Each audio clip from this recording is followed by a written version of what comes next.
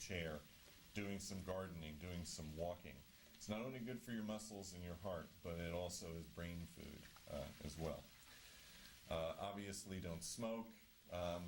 And the thing that Nick had mentioned earlier about socialization is really, really important. And this is a very interesting kind of tipping point for many families with patients who are beginning to suffer dementia.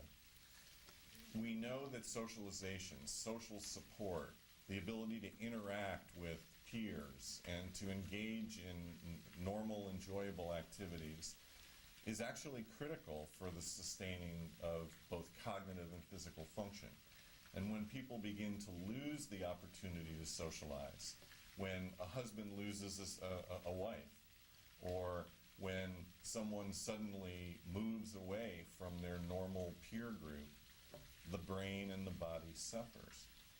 So we believe that it's really important that folks get the opportunity to maintain as much normal socialization activity as they possibly can by staying in the home as long as they possibly can.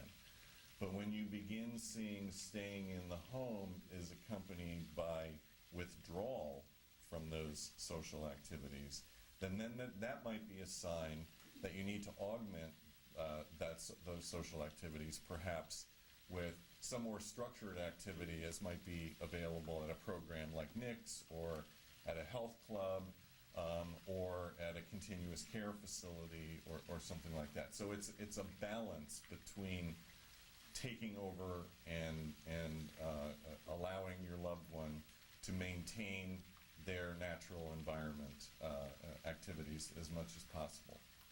So I hope that we will, in addition to understanding the biochemistry and the molecular biology of Alzheimer's disease, that we will also continue to invest dollars, efforts, and our passion in doing more psychological, neuropsychological, and behavioral research on two major fronts.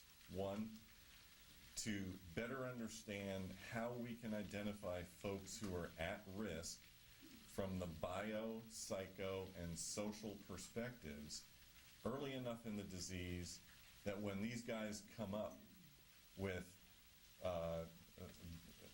curative agents, that these at-risk patients are ready to receive these medications at a time that they might actually benefit. And two, continue our research and our attempts to better understand how to maximize the social and psychological welfare of our loved ones who are so affected, and in so doing, do whatever we can to increase the quality of their lives for as long as possible.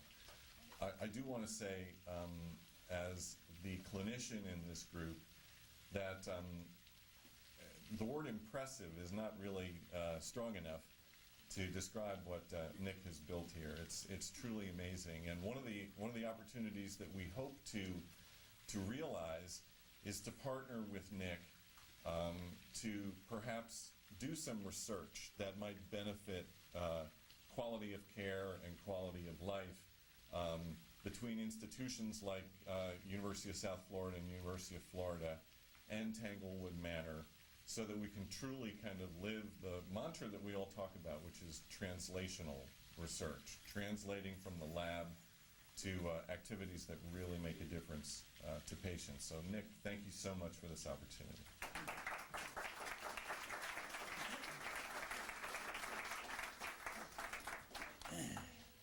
What can I say? I mean, that's what it's about, and I'm excited.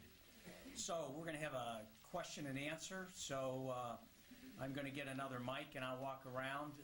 So any of you who have questions, I want to thank David and Todd and Russ for being here. I mean, they're very busy people, and for them to take the time, I can't tell you how much I appreciate it. So get your questions in mind, and in a second here I'll get this. Thank you for coming. There's been some information out there concerning coconut oil as a supplement. What do you know about that? I'm going to let him field this one. It comes from Tampa. Yes, that actually does originate from the Tampa region. There is a physician whose husband developed a memory disorder, and she decided to treat it by trying to change the source of fuel that his brain was using. Your brain normally uses sugar.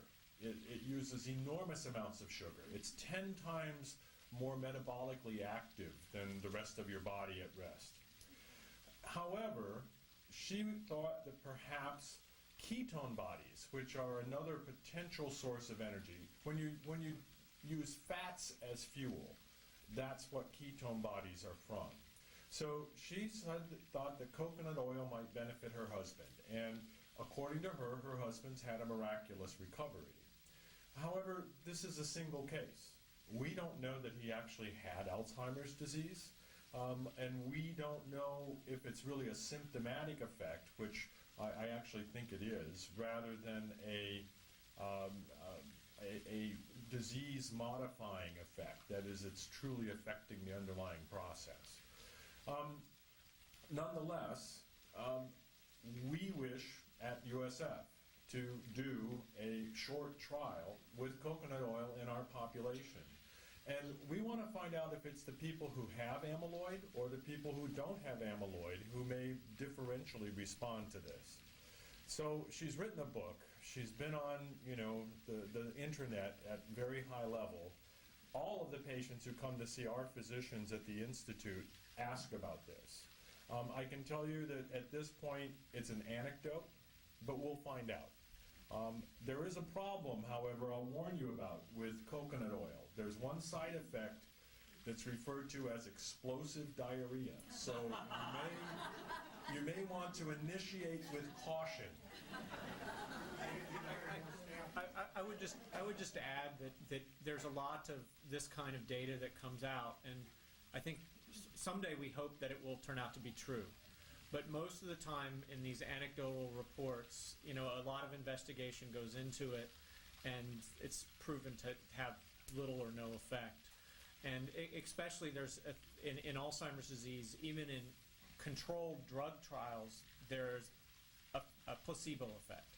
You put people into a trial, and for about 3 months they show symptomatic improvement, even in the people not getting the drug. And so this is even more pronounced when it's what we call an open label study. So typically, to prove a drug works now, you test it against it's a double-blinded trial. That means the patients don't know what they're getting, and the physicians don't know what they're giving them. And so it's double-blinded. And in what we call an open label trial, where people know they're getting a drug, there tends to be an early response.